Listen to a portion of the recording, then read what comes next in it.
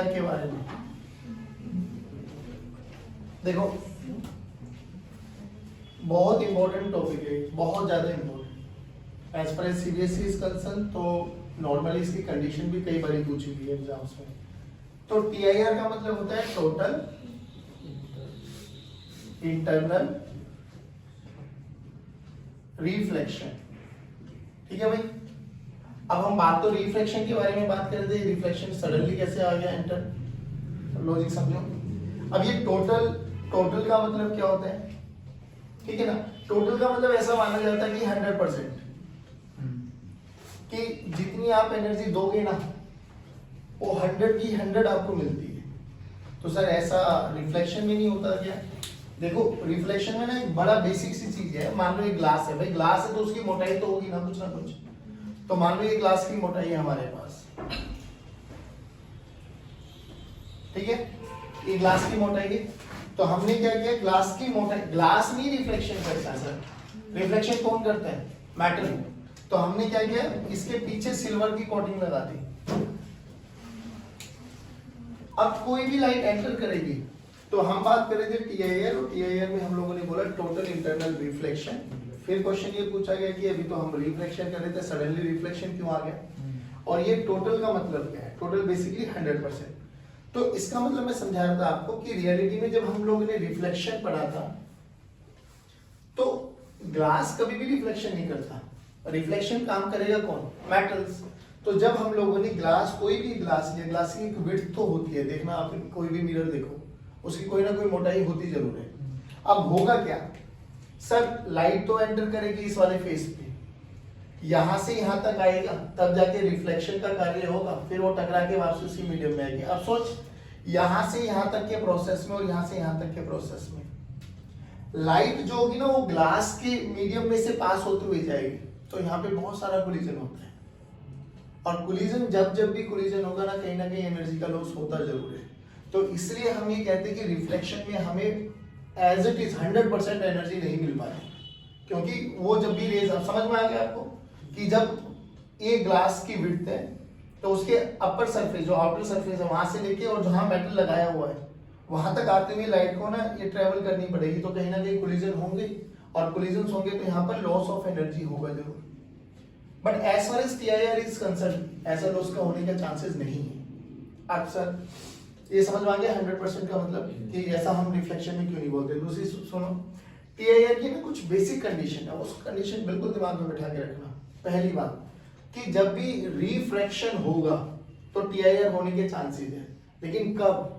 पहली कंडीशन कि ray must travel from denser to rare medium. यानी ये दिमाग में बिठा ले कि रेयर से डेंसर जब भी जाओगे ना, भूल जाना, ये कभी नहीं होने वाला, नेवर एवर। जब भी लाइट कहां से कहां जाएगी? डेंसर मीडियम से, तब चांस बन सकता है कि शायद टीआईआर हो जाए। और जब टीआईआर होगा आपको चेक कर लेना है ना, उसकी क्या कंडीशन है। पहली बात तो कंडीशन नंबर 1 बोलो, कब खतरा होगा? रेयर टू डेंसर में कभी भी खतरा नहीं होगा। इसमें तो आंख बंद करके जो तो लॉज ऑफ रिफ्लेक्शन थी, स्नेल्स लॉ वगैरह की, वो अप्लाई करके जाना है आपने। दूसरा, इसमें देख क्या होता है हमारे पास, अगर मैं आपको यहाँ पे ड्रॉ करके दिखाऊं एक डायग्राम। हाँ, ये मेरे पास एक रेयर मीडियम मान लेते हैं और ये डेंसर मीडियम मान लेते हैं। इसका रिफ्लेक्टिव इंडेक्स μ1 मान लेते हैं, इसका रिफ्लेक्टिव इंडेक्स μ2 मान लेते हैं। अगर μ2 डेंसर मीडियम है तो बताओ कौन बड़ा होगा μ2 और μ1 में से? μ2 इज ग्रेटर देन μ1। ये हमें समझ में आता है। चलिए बिल्कुल आराम से समझना बच्चों कि मान लो ये मेरा नॉर्मल है और मैंने एक लाइट को इंसिडेंट कराया। ये लाइट नंबर 1 जो कि कहां से कहां जा रही है? डेंसर से किधर जाएगी? टुवर्ड्स या away? Away from the normal. यानी ये वाली लाइट ये चली जाएगी। डन है। अभी क्या एंगल I1 बन रहा है, क्या एंगल R1 बन रहा है, ये लिखना है तो लिख लो, नहीं लिखना है तो बेशक मत लिखो, इसमें कोई दिक्कत नहीं है। चलो मैं थोड़ा सा और एंगल बढ़ाऊं, बढ़ाते हैं। चलो ये हमारे पास सेकेंडरी। अब बोलो क्या ये और ज्यादा बेंड हो जाएगी? Yes perfect. ये दूसरी है। अब और ज्यादा बढ़ाऊंगा तो अब क्या होगा? आराम से सुन, बिल्कुल।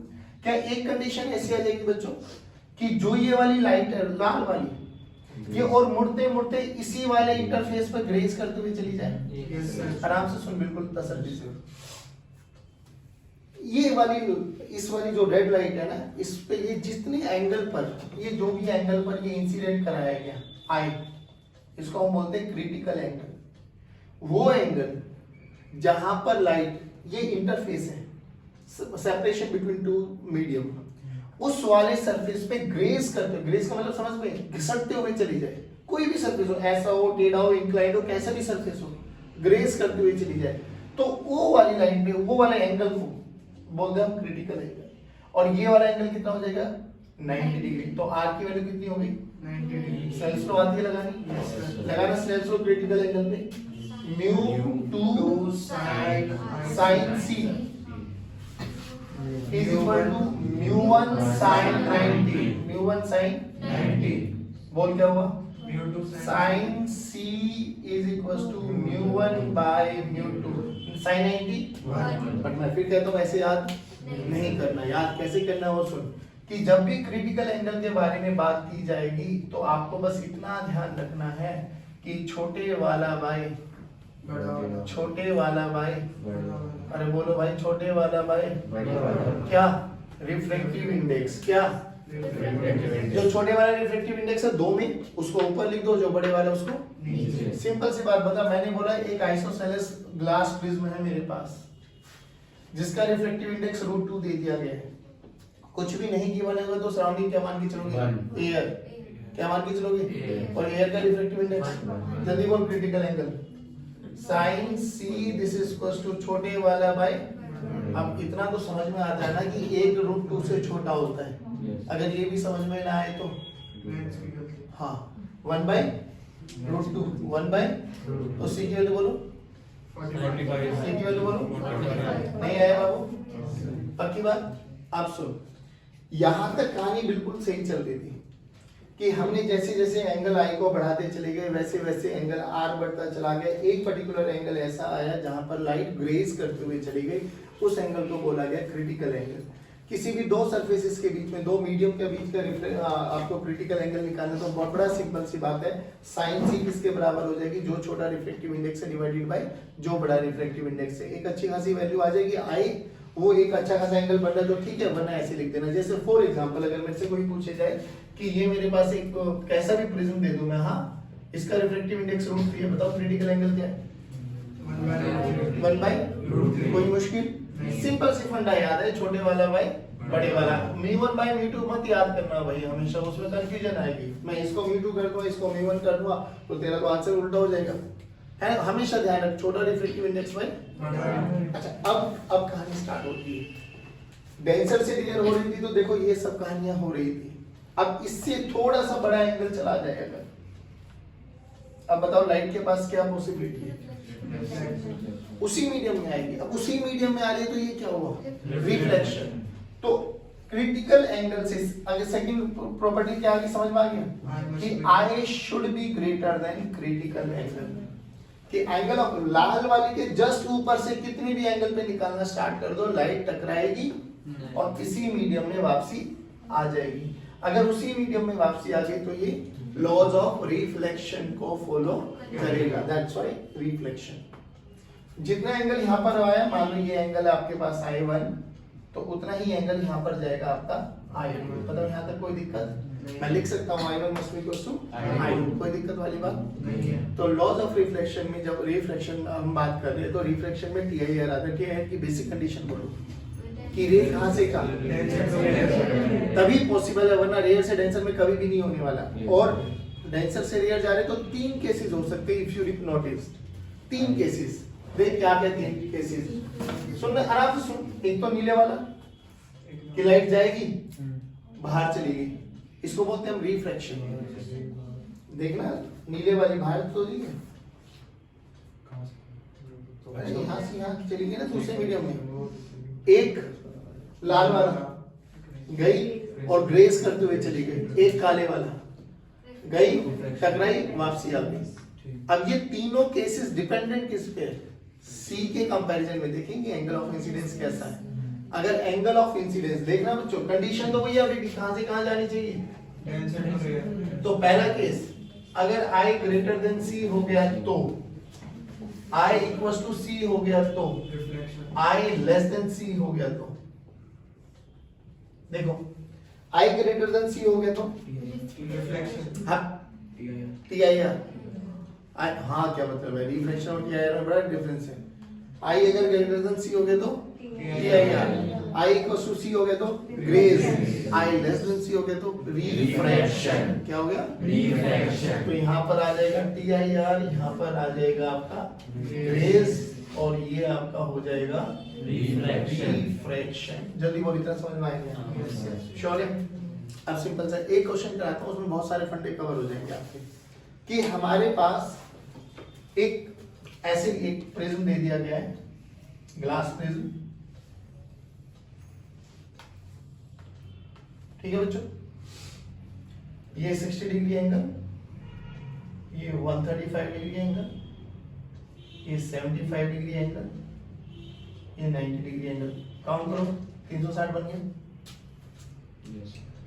चलो हमसे बोला गया इसका रिफ्रैक्टिव इंडेक्स √3 है और एक लाइट को इंसिडेंट कराया गया ऐसे एट ये 30 डिग्री एंगल हमें दे दिया गया, ठीक है। इसका नाम दे दूं मैं, this is A, this is B, this is C and this is D. तो हमसे ऑप्शंस है बहुत, 4 ऑप्शंस दे, 4 ऑप्शंस में क्या पूछा गया, क्या जो ये रेड वाली लाइट है जब एंटर करेगी ग्लास में, क्या ये बी सी पर मतलब सी और डी पर, क्या सी डी से बाहर आ जाएगी या सी डी पर TIR होगा, DA से बाहर आ जाएगी या DA पे भी TIR होगा, ऐसे 4 ऑप्शंस थे, ठीक है। तो बात समझ में आई? पहली बात तो ये है, पहली बात तो सबसे पहले क्या कर लो, क्रिटिकल एंगल निकालो। बोलो क्रिटिकल एंगल कौन सा है भाई, सब बच्चे रिपीट करेंगे, 1/√3 और 1/√3 कोई ऐसा स्टैंडर्ड एंगल है नहीं, तो keep it like this way only. चलो अब क्या करें, तो देखो पहली बात तो जब हमारी लाइट यहाँ पे एंटर करी है इस वाले पे, तो जाहिर बात है रियर से डेंसर जा रही है, तो रियर से डेंसर जाएगी तो ये टुवर्ड्स दी नॉर्मल जाएगी, तो टुवर्ड्स दी नॉर्मल जाएगी, कितने एंगल पे जाएगी, ये सब चीजें हमारे दिमाग की कैलकुलेशन चलनी चाहिए। बताओ एंगल ऑफ इंसिडेंस कितना है, होश में आके देखो कितना है, 60। एंगल ऑफ इंसिडेंस कैसे निकाला जाता है, इंसिडेंट रे और नॉर्मल। तो सबसे पहले you have to draw what, तो ये नॉर्मल बनाना भाई, अरे ऐसे मत देखो, ये नॉर्मल बना तो नॉर्मल में ये 30 डिग्री है तो ये कितना हुआ 60। अब ध्यान से देखिए, चाहती सीधा जाना थी भाई, बट ये सीधा जाने तो क्या करेगा, रियर से किधर जाएगी, तो नॉर्मल ये है बाबू, जाना ऐसे चाहती थी तो टुवर्ड्स द नॉर्मल का मतलब ये कुछ ऐसे घूम जाएगी। डन। अब सुनता रहे आराम से, बिल्कुल तसल्ली से। चलो अभी हमें नहीं पता है ये इससे बाहर निकलेगी या नहीं निकलेगी, तो जिस भी पॉइंट पर ये इंसिडेंट करेगी CD पर, सबसे पहले क्या करो, यहाँ नॉर्मल ड्रॉ करो। चलो करते हैं। तो नॉर्मल का मतलब 90 डिग्री भाई, ये एंगल बन गया I। अब if we want to check कि ये यहाँ पे TIR होगा, रिफ्रैक्शन होगा या इस सरफेस को ग्रेज करते हुए जाएगी, उसके लिए क्या करो, I निकाल लो। C हमें पता है, बट अब I के लिए क्या करना पड़ेगा, ये तो समझ में आया कि ये एंगल कितना है 90, बट ये एंगल पता लगे तब ना। अब ये एंगल निकालने के लिए क्या तरीका है, देखो ये एंगल नहीं पता है, ये एंगल पता है, ये एंगल पता है, ये पता है, क्या ये पता लगा सकते हैं, यही तो आर है। स्नेल्स लॉ लगाओ, स्नेल्स लॉ क्या कहते हैं, जल्दी बोलो।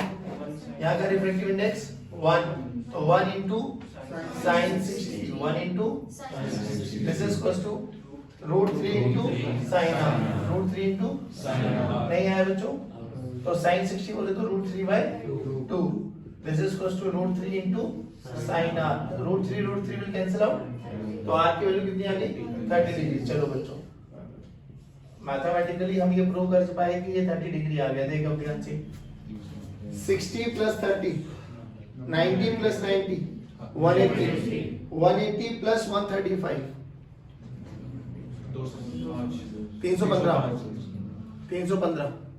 315 प्लस ये एंगल x मान लो, 360 माइनस 315 45, तो x की वैल्यू 45 आ गई।